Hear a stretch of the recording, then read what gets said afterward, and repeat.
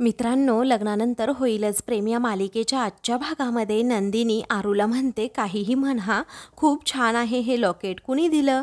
मग आता आरू म्हणते, अगं ताई, मला कोण देणार आहे लॉकेट? त्यावेळी नंदिनी म्हणते, अच्छा, मग काय शॉपिंग का? तेव्हा आरू विचारते, अगं घरात मोठ्या बहिणी असताना मी शॉपिंग का करू ताई? तेव्हा आता नंदिनी म्हणते, म्हणजे खरं खरं सांग हा, नक्की कुणाचं लॉकेट आहे ते? तेव्हा आरू म्हणते, मी काव्याचं लॉकेट घेतलंय.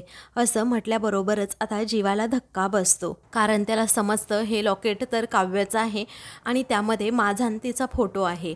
त्यावेळी नंदिनी म्हणते, छान आहे हा लॉकेट. तेव्हा आता लगेचच जीवा पुढे येतो आणि विचारतो, काय हे लॉकेट? मग नंदिनी त्याला काही पुढचं बोलू देत नाही. ती विचारते, छान आहे ना हे लॉकेट? तेव्हा आता, हो छान आहे, काव्याने दिलं का तुला हे लॉकेट? आता जीवा विचारतो. तेव्हा आरू म्हणते, छे, ती कसली देतीये मला लॉकेट? मी ना तिच्या कपाटातून ढापले आणि जिजू कसं आहे ना, ती ना तिच्या गोष्टी कोणाबरोबर कधीही शेअर करत नाही. अहो, तुम्हाला माहीत नाही हो ती कशी आहे. तेव्हा नंदिनी म्हणते, बस बस, आगाऊपणा कमी कर आणि कॉफी घे. तेव्हा आरू आता कॉफी पिते. तर जीवाला आता खूप टेन्शन येतं, करावं काय? म्हणजे यामध्ये अजूनही आमच्या दोघांचे फोटो आहेतच. या बिंडोक काव्याला माहीत आहे का की आरुषी तिचं लॉकेट घालून फिरतीये? कळवू का मी काव्याला? आणि हाच विचार करत आता तो काव्याला कॉल करणार असतो, परंतु त्याने काव्या पार्थ देशमुख असा नंबर सेव्ह केल्यामुळे त्याला त्या गोष्टीचा त्रास होतो आणि तो तिला फोनसुद्धा करत नाही. तेवढ्यातच आरूच्या मोबाईलवर आता तिचा फोन येतो. आरू आता मोबाईलमध्ये पाहते आणि म्हणते, शैतान का नाम लिया और शैतान कॉलिंग. तेव्हा काव्याचा फोन आहे ना, मग घे की, असं आता नंदिनी म्हणते. तेव्हा आरू आता लगेचच फोन कट करते आणि म्हणते, मला नाही करायचं तिला कॉल आणि मी बोलणार सुद्धा नाही. ती सुद्धा माझे असेच फोन कट करत असते. तेव्हा इकडे काव्या आता हॉलमध्ये येते आणि लगेचच पुन्हा पुन्हा आरूला कॉल करते. तर आरू कट करत असते. मग आता जीवा टेन्शनमध्ये येतो आणि म्हणतो, अगं बघ ना, महत्त्वाचं असेल, काहीतरी बोलायचं असेल तिला. तेव्हा ती म्हणते, जिजू अहो कसं आहे ना, तिला काय बोलायचं असणार आहे माझ्याबरोबर महत्त्वाचं? नको, मी नाही कॉल रिसीव करणार. तेव्हा नंदिनी आता लगेचच तिला कॉल रिसीव करायला सांगते. मग आरू कशीबशी कॉल रिसीव करते आणि बोल पटकन असं म्हणते. फोन स्पीकरवर टाकते. जीवा आता लक्ष देऊनच असतो नक्की ह्या फोनवर काय बोलतायत. मग काव्या रागातच विचारते, आरू तू कुठे आहेस आणि माझं लॉकेट घालून गेलीस का तू? आरू मला सांग, तू जिथे असशील ना तिथे मी येऊन आता ना? मग आरू विचारते, काय काय करशील? काय काय करणार आहेस तू? तू मारणार का मला? ये मार ना. आणि तसंही तुझ्याकडून प्रोटेक्ट करण्यासाठी माझ्याकडे ना 2-2 माणसं आहेत. त्यावेळी काव्या विचारते, कोण आहे तिथे आणि कुठे आहेस तू? तेव्हा नंदिनीच आता म्हणते, काव्या, अगं काव्या ऐक ना, ती ना आपल्या घरी आलीये. हे ऐकून आता काव्याला जबरदस्त धक्काच बसतो. तिला आता काही सुचत सुद्धा नसतं. मग त्यानंतर आरू विचारते, समजलं का, मी तुझ्याच घरी बसलीये आणि तू जर का मला इथे येऊन मारलं ना, तर मला वाचवायला इथे जीवाजीजू आणि नंदिनीताई आहेत. आणि हो, तुला तुझं लॉकेट हवं होतं ना, आहे माझ्याकडे, मी घातलंय लॉकेट, त्यामुळे आता ये आणि घे लॉकेट. तेव्हा नंदिनी म्हणते, काव्या अगं पण तुझं लॉकेट ना खरंच खूप छान आहे.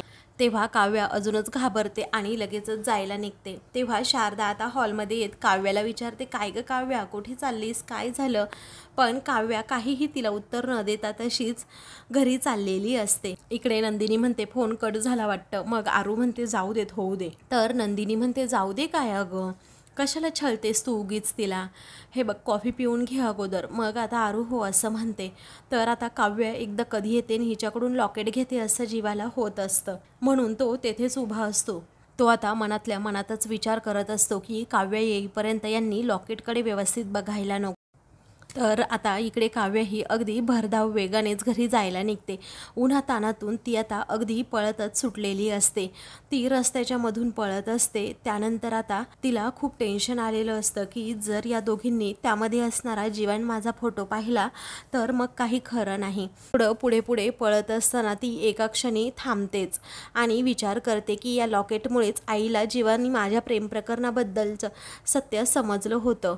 मग आता आरूलाही समजलं. तर आता पळून पळून काव्याला अगदी धापच लागलेली असते आणि आरूचं बोलणं सतत तिला आठवत असल्यामुळे तिला त्राससुद्धा होत असतो. आता लॉकेट कुणाच्या हाती दुसरं पडायला नको आणि फोटो पाहायला नको या भीतीने ती पुन्हा एकदा धावायला लागते. तर दुसरीकडे आरू हा फोन घेऊन बसलेली असते. त्यामुळे नंदिनी आता तेथे येते आणि म्हणते की काय चाललंय आरू तुझं, ठेवून दे बरं तो फोन आता.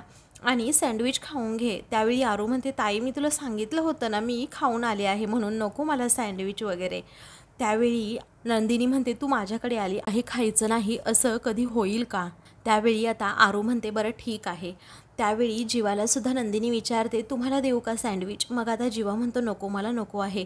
तो तेथेच असा घुटमळत असतो, कारण त्याला असं वाटतं की या दोघीही त्या लॉकेटमधला फोटो पाहतील की काय, म्हणून त्यालाही चैन पडतच नसते.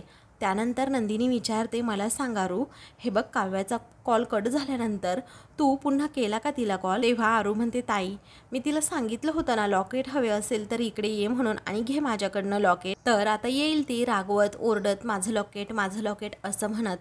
त्यावेळी नंदिनी म्हणते की आरू मी तुला किती वेळा सांगितले तिच्या वस्तूंना हात लावत नको जाऊ म्हणून, आणि आता जर ती आली तर तिला गुपचूप लॉकेट दे आणि तिला सांग की इथून पुढे मी तुझ्या वस्तूंना हात लावणार नाही म्हणून. तेवढ्यातच काव्या धावत तेथे येते आणि म्हणते की तशी वेळच येणार नाही ताई, आता इथून पुढे हे माझं लॉकेट ना तुझ्या हाती पडणारच नाही आरू, काढ बरं ते लॉकेट. असं म्हणून काव्या आरूच्या गळ्यातून ते लॉकेट ओढण्याचा खूप प्रयत्न करत असते. तेव्हा काव्या आता लगेच असते लॉकेट आता ओढून घेत असते. तर आरू म्हणत असते, ताई माझं दुखतंय, ताई मला त्रास होतोय. मग नंदिनी आता त्या दोघींची भांडणं सोडवू लागते, पण काव्या काही ऐकत नसते, कारण काव्याच्या मनामध्ये भीती असते. त्यानंतर आता कसंबसं काव्या ते लॉकेटच तोडून घेते आणि ते लॉकेट सरळ तेथे खाली पडतं. मग आता जीवा आणि काव्या त्या लॉकेटकडे पाहतच राहतात, कारण त्या लॉकेटमध्ये ना आणि जीवाचा फोटो असतो. तेव्हा दोघेही एकमेकांकडे खूप वेळ पाहतच राहतात. तर आरू आता रडत असते. मग नंदिनी विचारते, आरू काही जास्त त्रास तर नाही झाला ना? त्यावेळी नंदिनी जोरातच ओरडते, काव्या तू हे काय करतेस कळतं का? मग काव्या तर एकदम शांत होते, कारण तिला तिचं समजलेलं नसतं की मी नक्की काय केलं. तेव्हा आता जीवा लगेचच काव्याला इशारा करतो की ते घे लॉकेट तुझ्याकडे पटकन. तर आता काव्या खूपच घाबरलेली असते. मग आता नंदिनी विचारते, आरू बाळा तू ठीक आहेस ना? ती रडतच म्हणते, नाही ताई दुखतंय माझं. मग काव्या आता लगेचच ते लॉकेट उचलून हातात घेते. तर जीवा तिच्याकडे पाहतच राहतो. मग आता कसंबसं ती ते लॉकेट पुन्हा एकदा बंद करते आणि स्वतःजवळ ठेवते. तेव्हा कुठे जीवाच्या जीवात जीव येतो. मग नंदिनी आणि आरू जरा रागातच काव्याकडे बघतात.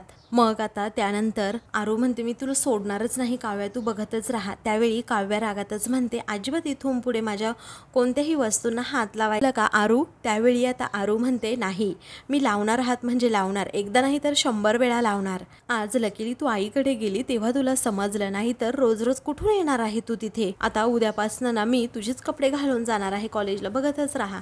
तेव्हा काव्या रागातच म्हणते, आगाऊपणा वाढला आहे तुझा. हां त्या दोघीही आता खूपच भांडू लागतात.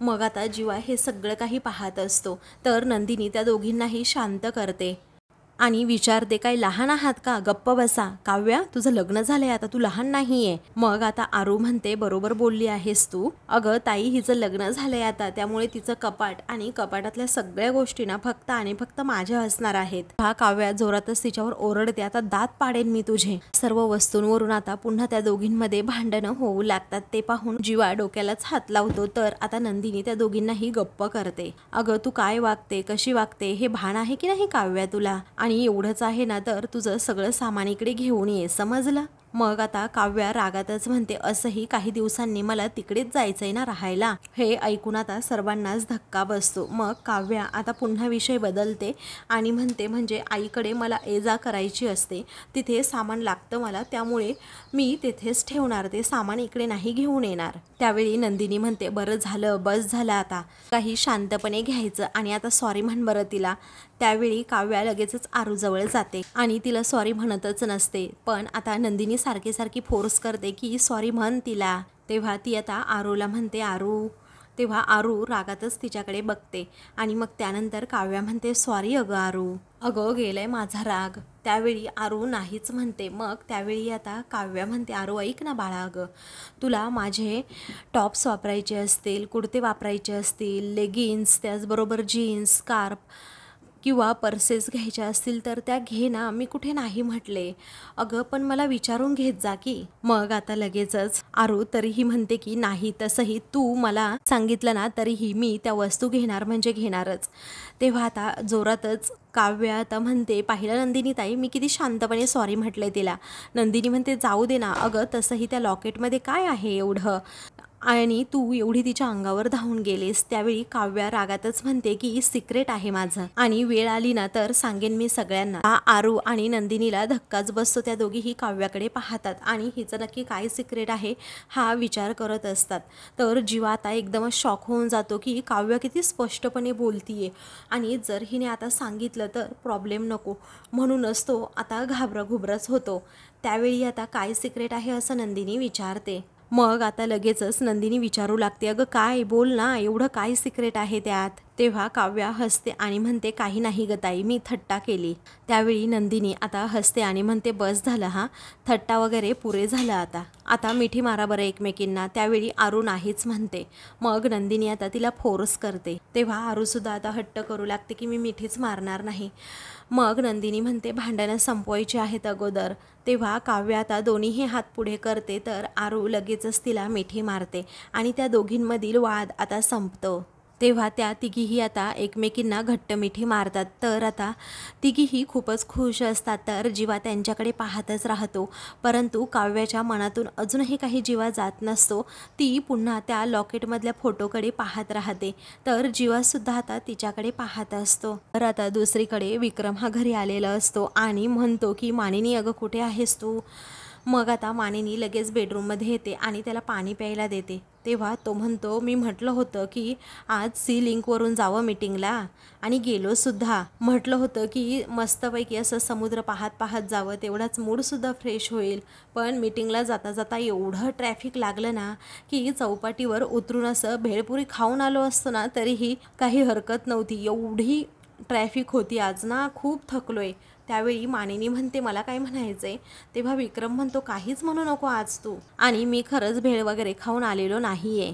तेव्हा मानिनी म्हणते, त्याविषयी मी नाही म्हणते. तेव्हा आता लगेचच विक्रम म्हणतो, अगं मी गंमत केली, पण खरंच खूप ट्रॅफिक होता. आता खूप कडकडून भूक लागली आहे, त्यामुळे जा बरं पटकन तू काहीतरी बनव. त्यावेळी आता मानिनी म्हणते, हो स्वयंपाक बनवून झालाय. त्यावेळी विक्रम म्हणतो, आजकाल ना 2-2 सुना आल्या आहेत ना, म्हणून तू खूपच रिलॅक्स असते हा, असं म्हणून तो आता खूप बडबड करत असतो. तेव्हा मानिनी म्हणते, अहो बस झालं, किती बडबड करताय तुम्ही. तुम्हाला काहीतरी सांगण्याचा प्रयत्न करतेय पण तुमचं लक्षच जात नाही माझ्याकडे. तेव्हा विक्रम म्हणतो, सॉरी, पण काय झाले मला सांग ना. तेव्हा मानिनी म्हणते, तुम्ही नोटीस केलंय की ते मला माहीत नाही, पण रम्या आहे ना ती सध्या पार्थ बरोबर रोजच ऑफिसला जात आहे.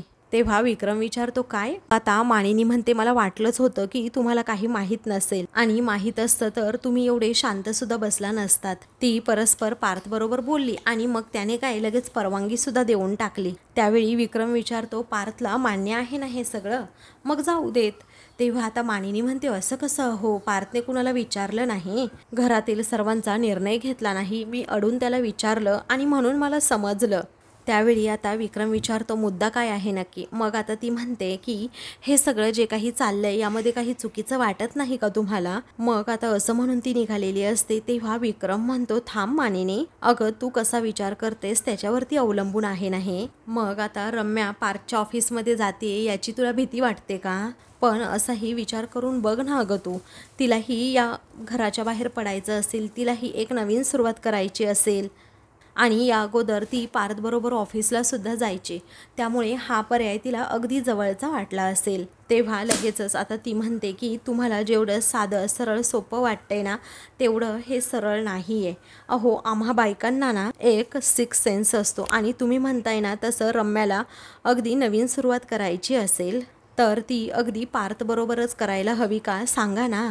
आणि आता हे जे चालू आहे ना ते पूर्वीविषयी मी बोलतच नाही, हे मला बरोबर वाटत नाही, मी हे मान्य करणारच नाही.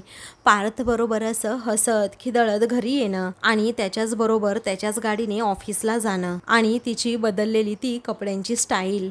आता तुम्ही काहीही म्हणा, पदर चुकून सरलाय की मुद्दाम ढळलाय ते आम्हा बायकांना ना एका नजरेतच कळतं, आणि हे असं रोज रोज पार्थ बरोबर जाणं हे मला काही बरोबर वाटत नाही.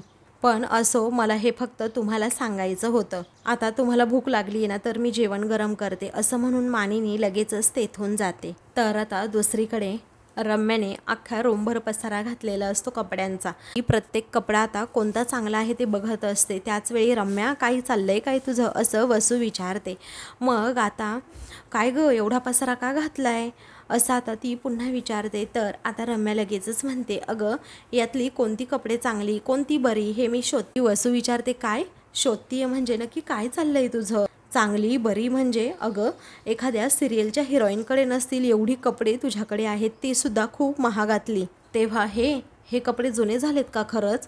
अगं मागच्या महिन्यामध्ये तू विकत घेतले आणि लगेचच जुने झाले का, असं वसू विचारते. मग आता लगेचच हो, कारण हे सगळं ना जुनी रम्या कपडे घालत होती. अगं आई तुला माहीत नाही का? अगं मला ना आता रोज रोज नवीन कपडे लागणार आहे, कारण ही नवीन रम्या आहे ना ती रोज पार्थबरोबर ऑफिसला जाणार आहे. आता म्हणजे बघ ना, ती पार्थबरोबर रोजच ऑफिसला जाईल आणि मी पार्थबरोबर रोज क्लायंट मीटिंग अटेंड करेल आणि बिझनेस लंच करत असताना सगळं लक्ष माझ्यावर असावं ना पार्थचं, म्हणून. आणि त्यासाठी मी अगदी छान प्रेझेंटेबल दिसायला नको का, म्हणून. तेव्हा आता वसू हसते आणि म्हणते, बाई बाई केवढा ग तो कपड्यांचा विचार. मग कसे कपडे हवेत कसे तुला आता, असं वसू आता रम्याला विचारत असते. तेव्हा रम्या आता विचार करते.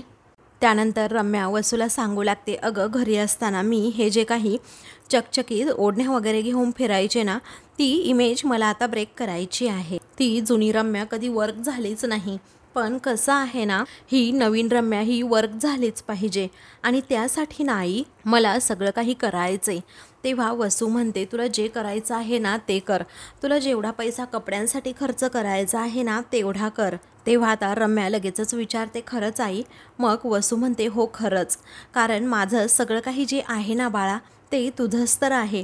तेव्हा थँक्यू आई, थँक्यू सो मच, असं म्हणून ती वसूला मिठी मारते. पण रम्या इथून पुढे ना एक गोष्ट लक्षात ठेव, तुला कपडे बदलायचे आहेत ना बदल, पण जे काही करायचं असेल ना ते हुशारीने कर, ही तर आगीतून फुपाट्यात पडल्यासारखं होईल. तेव्हा रम्या आता म्हणते, डोंट वरी आई, अगं आत्तापर्यंत मी खूप चटके सहन केले आहेत, त्यामुळे यापुढे जे काही करायचं ना ते विचारपूर्वकच करेन. अगं पार्थचं काव्याबरोबर लग्न झालं, पार्थ हा आता ड्रायव्हिंग सीटवर बसला आहे, पण काव्याला त्या गाडीत बसण्याची अजिबातच इच्छा नाही आहे किंवा ती इंटरेस्टेडसुद्धा नाही आहे.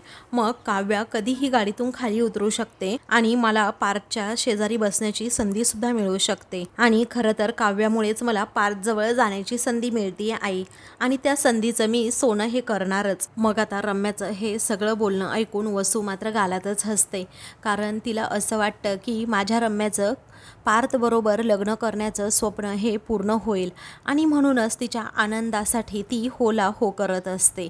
तर दुसरीकडे आता पार्थ हा खाली अंथरूण करतो आणि खाली उशी घेऊन झोपणार असतो. तेवढ्यातच काव्या आता तेथे जाते आणि त्याच्या हातातून उशी ओढून घेत म्हणते, काय चाललंय काय तुमचं? तेव्हा तो विचारतो, काय चाललंय म्हणजे? मी आज खाली झोपणार आहे. मग आता ती म्हणते, हे कुणी ठरवलं आणि माझा शब्द जोपर्यंत शेवटचा शब्द ठरत नाही ना तोपर्यंत तुम्ही काहीच ठरवायचं नाही आणि मी माझी खाली झोपते, तुम्ही तुमचं वर झोपा, असं काव्या रागातच म्हणते. तेव्हा पार्थीच्या हातातून उशी ओढून घेत, द्या माझं अंथरूण इकडे, असं म्हणत असतो. मग काव्या लगेचच त्याच्या हातातून जोरात उशी ओढून घेते आणि माझं अंथरूण आहे, द्या ना माझं मला, मी खाली झोपणार आहे, विषय संपला. तेव्हा पार्थ लगेचच तिच्याकडून ती उशी ओढून घेतो आणि मी खाली झोपणार आहे फायनल, मोठ्यानेच म्हणतो. तेव्हा ती म्हणते, मी वर झोपणार नाही आहे, फुल अँड फायनल, द्या इकडे, असं म्हणून ती सुद्धा उशी ओढून घेते. तेव्हा पार्थ आता जोरातच ओरडतो, तुम्ही ऐकत काही नाही हो? मग आता ती म्हणते, नाही ऐकणार, समजलं? तर पार्थ शांतपणे म्हणतो, अहो खाली झोपून तुमची पाठ दुखेल ना म्हणून म्हणतोय. तेव्हा ती म्हणते, दुखू दे, औरत को दर्द नाही होता. तेव्हा तो आता लगेचच हसतो आणि म्हणतो की चुकीचा डायलॉग आहे. तेव्हा ती म्हणते, मी बनवलाय तो आणि हा माझा डायलॉग आहे आणि बरोबरच आहे तो, आणि मी खाली झोपणार आहे. तेव्हा तो म्हणतो, खाली झोपून तुमची पाठ पुन्हा दुखेल, त्याचं काय? तेव्हा ती म्हणते, अहो दुखू देत, माझी पाठ आहे ना, माझं मी बघून घेईल, आणि तुम्हाला खाली झोपून स्वतःला का त्रास करून घ्यायचा आहे? मग पार्थ म्हणतो, तुम्हालाही त्रास होतोच ना? तेव्हा काव्या म्हणते, होऊ दे ना, मग माझं मी बघेन. तेव्हा पार्थ विचारतो, म्हणजे तुम्ही ऐकणारच नाही? तेव्हा काव्या म्हणते, नाही ऐकणार, किती वेळा तेच विचारताय, आता काय लिहून देऊ का? तेव्हा तो म्हणतो, नाही साईड, मी आता लिहूनच आणतो. तेव्हा तो म्हणतो, चिठ्ठ्या लिहून आणतो. ती विचारते, का, कशाला आणि कशासाठी? मग आता तो म्हणतो, झोपण्यासाठी. ती म्हणते, काय बालिशपणा आहे, आणि कधी कधी किती बालिशपणे वागता हो तुम्ही.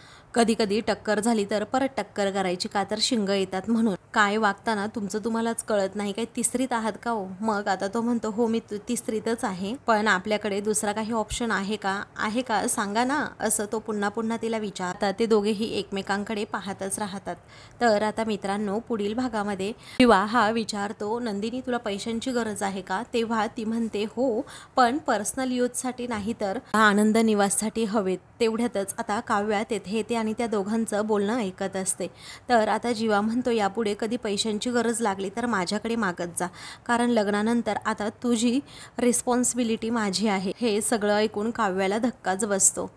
तर आता सर्वजण हॉलमध्ये असतात तेव्हा पार्थ आणि नंदिनी हे दोघेही सोबतच म्हणतात माझे गेस्ट आले आहे. तेव्हा जीवा म्हणतो 1 मिनिट, पण कोण आले हे बघितल्याशिवाय कसं कळणार. तर आता लगेचच नंदिनी दार उघडते तर तेथे प्रसाद ओक आणि सई तामणकर आलेले असतात.